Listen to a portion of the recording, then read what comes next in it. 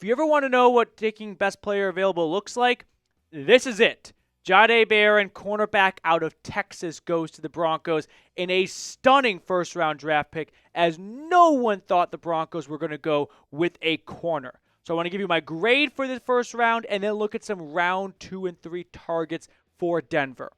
I'm going to give this one a C+. I think Jahdae Barron is a good corner. And so C+ feels a little bit too low for someone I think is a good football player. But I just can't seem to move past the fact that Omarion Hampton was right there. And not only do you have to play Genty twice a season, now you got to play Hampton twice a season. But let's talk more about Barron as a player and why I gave it a C+. First thing you got to know is the guy is versatile. He played the star position in Texas last year. That meant nickel, that meant outside, that meant safety. So he can be used in a bunch of different formations and looks and whatnot. He was also extremely productive. 5 interceptions in his 3rd season as a starter for the Longhorns. Played 5 years down in Austin. 16 pass breakups. He won the Jim Thorpe Award, the nation's best defensive back, over someone named Travis Hunter. So, Jahdae Barron, I think, is a good football player. I think he's likely going to be an NFL nickel, not an outside corner, because he just at 5'10 and change, I don't think has the size to go up with some of the big dogs out wide at X. But here's where I'm confused. Sure, on one hand, a lot of people always say take the best player available. On the other hand, do we have to start acting like Jaquan McMillan's bad now to rationalize the pick? Because I think all 3 corners are good corners. I don't think you took Barron to play him outside where Riley Moss plays. I think he projects to be a nickel corner. And, hey, I don't mind using a first-round pick on a guy who's going to play on the inside. That's becoming an increasingly important position in the National Football League. But what's wrong with the one you already have? Did the defense improve vastly with Barron? I mean, if he's on the field, that means McMillan or Moss is off the field. And I don't really know how much better that makes the defense. Maybe you're thinking a few years down the line a little bit of, hey, if we don't plan to, give McMillan a long-term deal, we've got Barron in the wings. All right, I get that. But you just made the playoffs. It sounds like you wanted to strike now. So why not get a running back? You need one desperately. It's a deep draft class. You can get some good backs in round 2, and that will probably make this feel a little bit better. But at the moment, I'm definitely left scratching my head going, you don't have a starting spot for him. And I don't know when you're going to have one. Am I the only one that thinks McMillan's a good quality inside guy for very cheap? Why are we rushing him out the door right now, it feels like? Because we got to make room for Barron. So I like the player. I think Barron, from a pure best player available, he was going to go as early as 13 to Miami in most mock drafts. He's there at 20, and maybe Denver's like, crap, we were going to go Hampton, but we think this guy is just too good of a corner to pass on. And corner is a cornerstone piece. And George and Sean Payton have always shown a ton of investment into that spot. Payton's first year as Denver's GM, what does he do? He drafts Pat Surtain. He signs Kyle Fuller. He inherits or goes to Ronald Darby. He's got Bryce Callahan. That's been a position he likes to have a lot of depth in. And Denver did not have a ton of depth at the corner position. But I would have preferred Omarion Hampton. So there's a lot to like about Barron. I'm not poo-pooing the pick because I think he's a bad football player. And that's ultimately what's making this kind of swallowable. You can kind of just go, all right, we can work with this here. But it wasn't the pick I was kind of hoping for. And, man, Sean, he really threw a wrench at us. Here's what Dane Brugler said about Barron. Doesn't have the top-tier size that most teams prioritize at the position, but trusts his instincts to compete with the toughness and ball skills to hold up versus pass or run.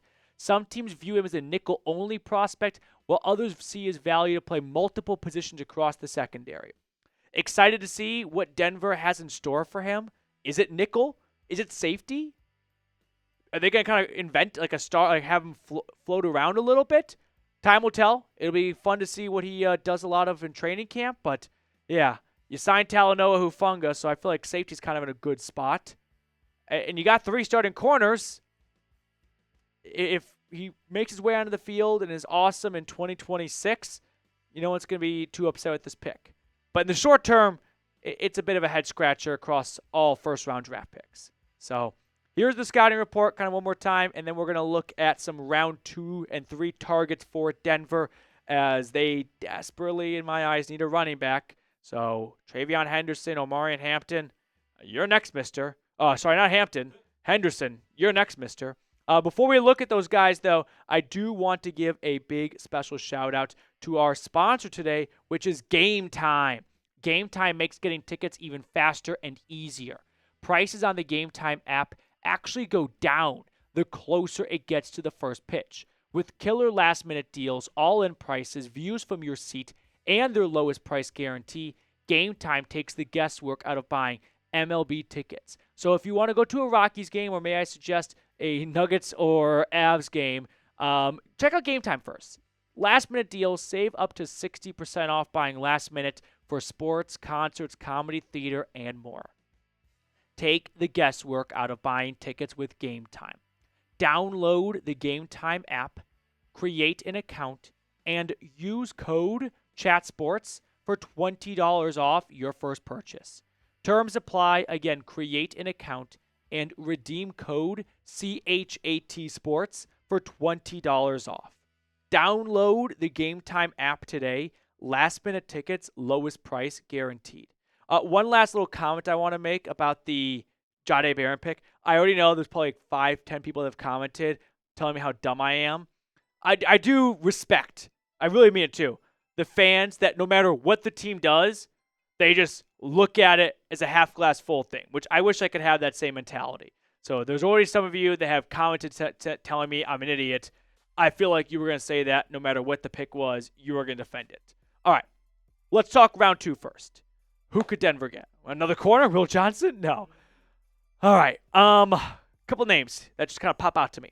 Luther Burden. I didn't think he'd go round 1. If Denver wants to get a playmaker, yards after the catch type of wide receiver, he's your man. Nicky Manwari seems unlikely. I don't think you double dip at safety and DB. Running backs. Travion Henderson. He got a ton of attention going into round 1 for Denver. Ultimately not the pick. Maybe that was the plan, and then Barron was available.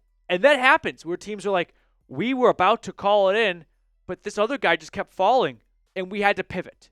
So Henderson's one name to watch for. I'll toss out Caleb Johnson, Quinshon Judkins as well. If the Broncos walk away with one of these 3 players, I can be a lot happier with the round 1 pick. If they walk away with none of these players, I'm going to have a bitch fit. So don't be responsible for that, Sean.